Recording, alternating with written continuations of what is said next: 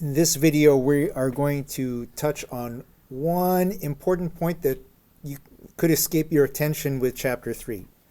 And that's that in Chapter 3, not only did you meet this equation, but you should have realized that they use the term average velocity to describe this equation.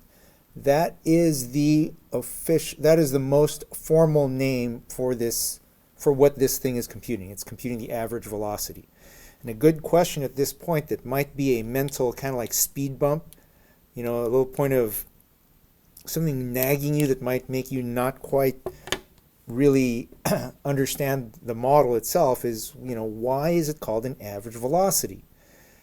Well, if physicists, scientists in general, we don't make up, this is not poetry. We don't want to find lots of different ways for conveying the same thing. So if we're making the effort to call something an average velocity, it's intentional. And at this point in our studies, you can simply say, well, if there's an average velocity, there must be another kind. We're going to meet that other kind in Chapter 4. However, I don't want to discount the possibility that average velocity could be nagging your brain as like, that is such a technical thing, right? To say it's the average of something. So let's use that, but interpret it properly. We know that an average has something to do with two or more numbers. And many of you will remember, and if you don't, that's okay. It actually might be easier just take this at face value and let it go. But many of us know that when we want to find the average of something, the average, number of cars on a freeway, we take a whole bunch of numbers, maybe not cars. Let's just take, the average of the test scores, right? The average score. How do I take the average score? I add up all the scores. And maybe there's 27 students. So I add up all the scores and I divide by the number of students. Or really, it's the number of S's in this case. Number of S's, okay? Or S's. So that's how we typically think of an average. This is not what average velocity is. So the first thing we want to get rid of right away is that average velocity is not just a bunch of velocity numbers added up. So it's not, so average velocity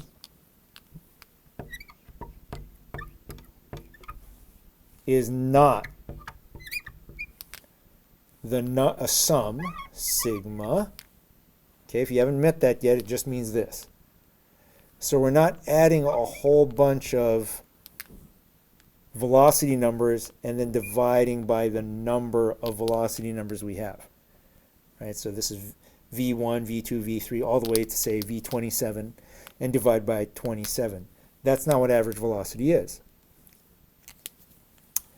However, it kind of is if you think about something more sophisticated than this. Suppose I knew that I had 10 students all score, 85%. And I had 3 students score 80%, and maybe I had 1 student that scored 90%.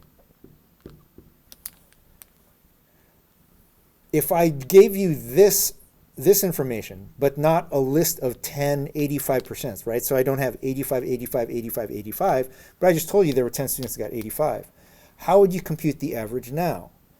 Well, you could do this. I have 10 of them, so I'm going to add them all up. But if you look at the form of computing the average, what are you doing? I'm really going, if I'm doing this, and I have 10 of them, then I can compute my average by taking the 10 and multiplying it by my 85. And then I have 3 at 80, and I've got 1 at 90. And then now, if I divide by the number of these, so all of these added up, if I divide by, what is that, 14? Then I get the average score. Well, when you think of it in these terms, what are you really doing? You're weighting a particular score. You're giving it more impact on the average by multiplying it by the number of things that have that number, that have that score. So you're weighting it, right? The 85% has a greater weight on the average, greater impact. The 80 has less weight on the average, and the 90 has the least weight on the average or impact. And that's mathematically what? Manifested, right, or calculated by a product. And just so we complete this idea, we could tell, in other words, again, if I didn't have all the scores, but my information was like this, we could tell that the average is probably going to be what? 80 is the middle, but I've got more of them are closer to 85. So maybe the average is going to be somewhere around, I don't know, 82. Well, maybe around 83. Somewhere around there. Oh, wait, the 90 actually pulls it up even higher. So it's not going to get to 85 because these three 80s drag it down, but it might be close. I might have picked poor values to get this example across, but I'm going to say it can't. It's not 85 because so maybe around. Is it higher than 85? No, there's only 190, so maybe around 84, somewhere around there, right? These bring it down, but the 90 pulls it back up. You get the idea. This, if you look at this approach, this is more like a weighted average.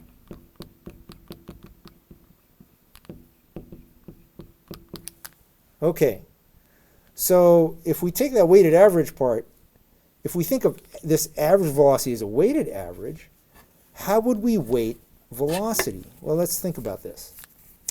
I've got from a similar graph from before. Notice I've labeled three positions, my starting x1 and x2.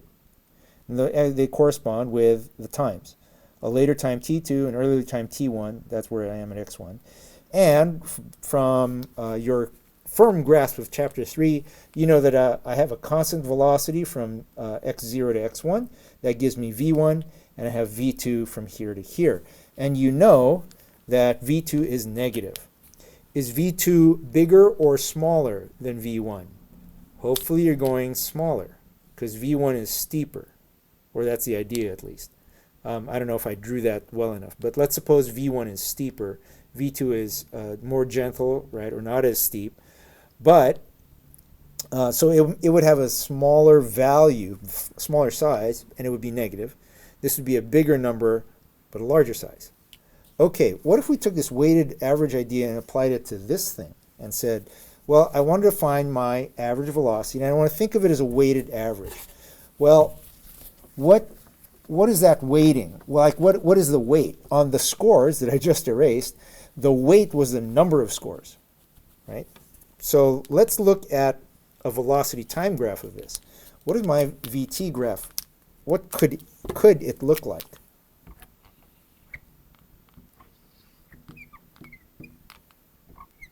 Well, if I've got my velocity time graph, and again, if my drawing doesn't quite match, just follow along.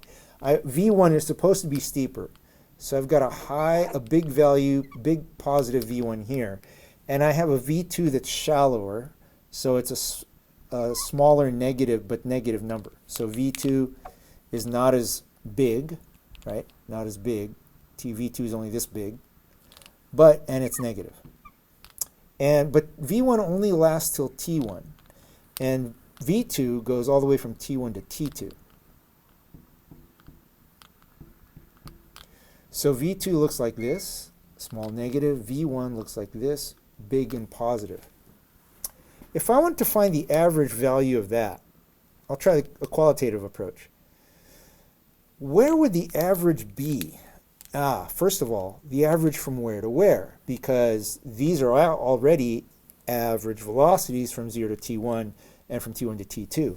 But the question I want to ask is, what is my average velocity if I think of it this way? So follow along, what's the mental gymnastics here? I want to think of average velocity.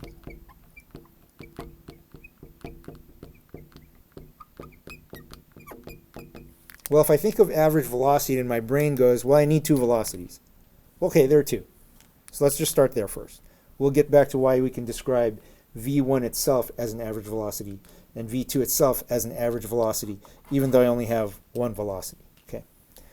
But if I have two velocities, at least the idea of average is okay with your math brain. And we just talked about why it has to be a weighted average. Qualitatively, you can see that v1's big, v2's small, but the fact that v2 is present or in play for a longer amount of time, that should make you go, well, the average is where? I think you can visually weight these two, right? You could go, v2 is present for such a long time that maybe my average velocity won't be close to v1. I mean, in other words, if v1 was the only thing I was doing, then my average velocity would be v1, right? Because I'm doing the same thing for a certain amount of time. But now I have a different velocity from t1 to t2, and it's longer. So if t1 to t2, let's think about it this way. What if t2 is over here? Then I was traveling this high for a certain amount of time, and then for a short amount of time, I'd traveled this way, at this value, with this velocity. Then my average might be, this thing is pulling it down for a less amount of time, right? So my average for the whole journey might be somewhere in between. So first of all, if we're going to ask of the average value from here, let's also think, before we get to a number, let's go over what time frame. Well, if I'm going to consider v1 and v2, then the time we must be talking about is from 0 to t2. So it's my average velocity for the whole journey. That's the only way it could make sense, because the velocities are present for that amount of time. Not only that, the t2, because v2 is present from this amount of time, that weights, there's the weighting part, right? That's the weight. It's like I have more v2, more instances of v2. v1 is only, if I'm putting dots, I might draw 5 dots here, but if I space out the dots the same way, I could draw 5 dots, then another 5, and maybe another 5. I've got 15 dots worth of v2 acting on this. So time is the weight. Time weights velocity. And in the same way that we had 3 score values and I weighted them by the number of scores, I could weight v2 and v1 by the time. So a weighted velocity average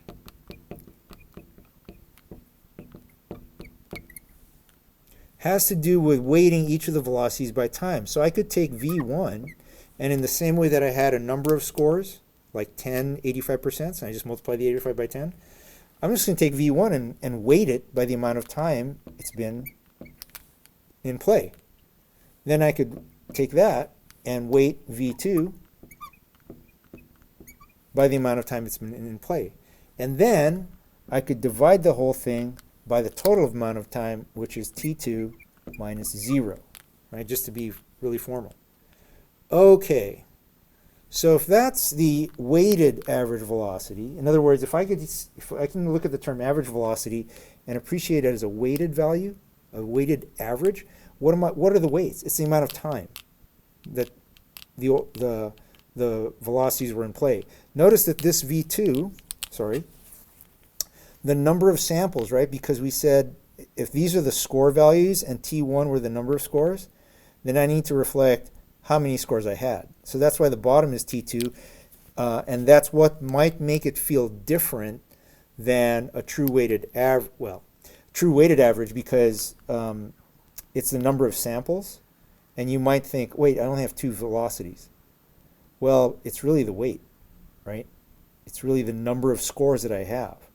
So it's really the number of velocity values that I have. Well, I have how many velocity values? I have t2, even though I'm not putting dots, it kind of represents how many, the entire span of velocities that I have. Okay, let's look at this a little bit differently now. This should hopefully spark your brain a little bit, and I'm just going to pay you a compliment. I'm going to go, wait a minute, you recognize that? v1 times t1, that's just how far I moved from x1 from x0 to x1. That's my change. That's my displacement that corresponds to that amount of time. Well, what's this one? Wait, that's my displacement from there to there. And this, t2, that's my total time, right? So I'm just going to put, and since it's 0, I'm going to put t2, or I'll put total. I'll just keep t2 minus 0, so you know that's the time interval. Wait a minute. My displacement from 0 to x1. Whoa. Delta x1 is equal to what? x1 minus x0. Delta x2 is how far I traveled from x2 to x1. Wait a minute. But x2 to, let's just do it visually. If I take how far I traveled from x1 to x0 to x1, so there's delta x. And I add to it how far I traveled from x2 to x1.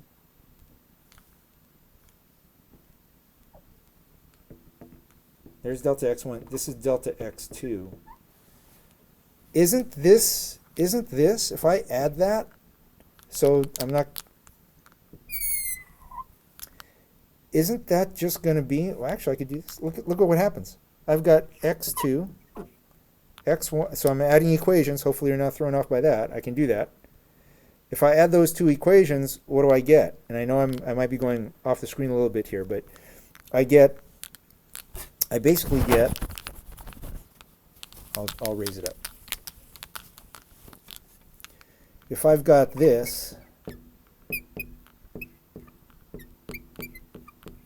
and I've got delta x2 is really from x2 minus x1, and if I add those two equations, I get this x1 plus a minus x1, those cancel.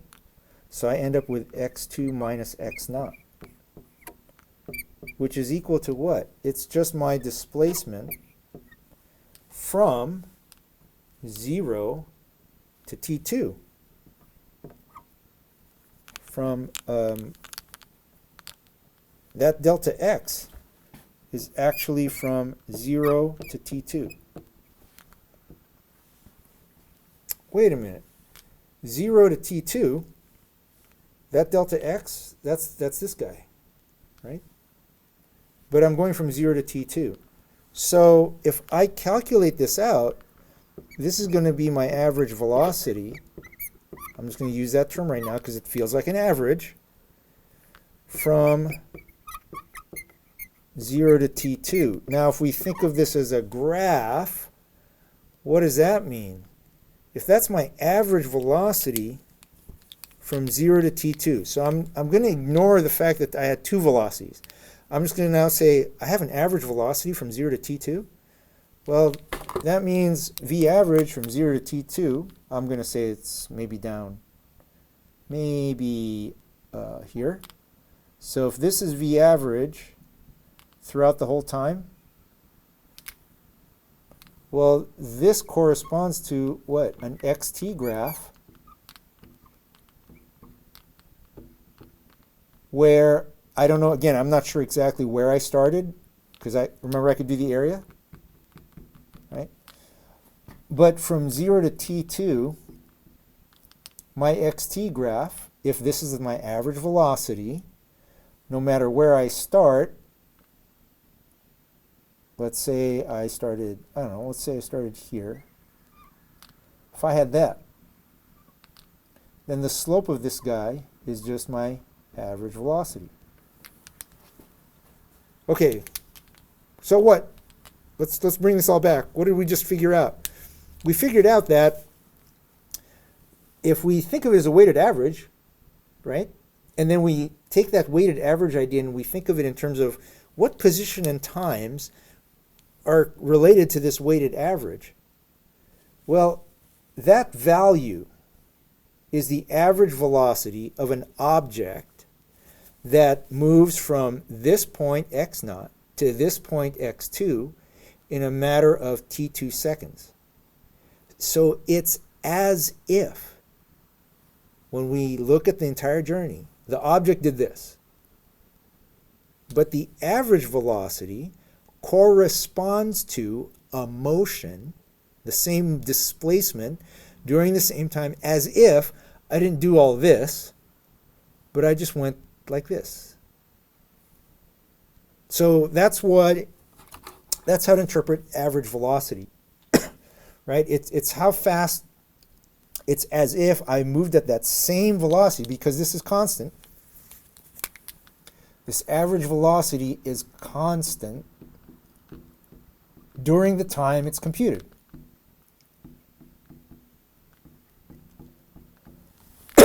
Excuse me. And that's exactly what this equation kind of can model. A constant number, a constant slope. This is a slope, and it's constant. That's it. So where can we leave that? Point number one. If you think average velocity and your brain goes, why are we calling it average? Just think, well, if I do have multiple velocities, it actually computes the average velocity for that motion. Don't think of it as the average of those two velocities, because it's really a weighted average of the velocities for that motion, for that entire motion. That's one way to hang on to why we say average velocity. A slightly more conceptual way, maybe to be comfortable with saying average velocity, is the following. Think of your average velocity, and this is my little advice here. When you think average velocity, think of it as an as-if velocity. So the average velocity is the constant velocity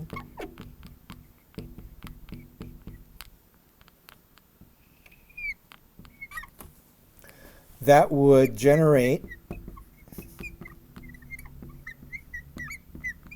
would cause a displacement over some delta t, or throughout some delta t.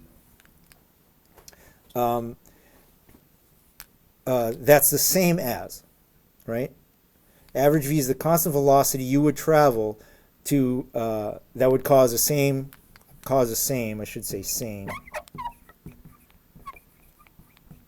delta x over a delta t.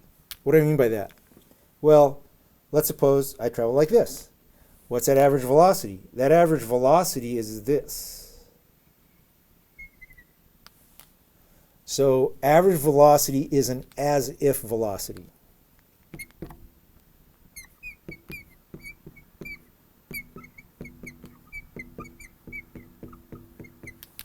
What do I mean by that? I don't want to get more formal because you might think it's a formal definition. So if I just wanted to travel, if my position just needed to change from x0 to x2, bunch of ways to do it. Clearly I could do it this way, the pink. I could travel v1 first and then v2 later, from t1 and then from t1 to t2.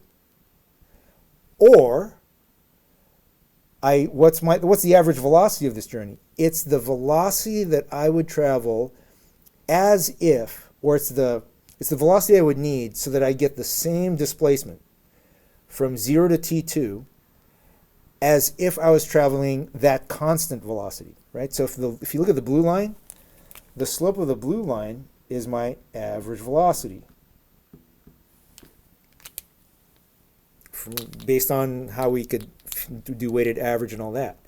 Well, but my average velocity is actually, if I took that route of weighted averages, I end up with this equation, right? My average velocity from 0 to t2, instead of having to time weight v1 and v2 and find the displacement here and then the displacement here and then figure out that the total displacement is just from here to here.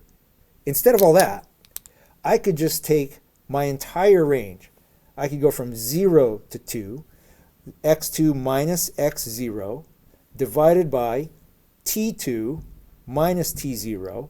I get a number. This is my average velocity. It's as if this pink journey, I go the same displacement in the same amount of time as if I had just traveled this average velocity the whole time. And that's why we say average velocity.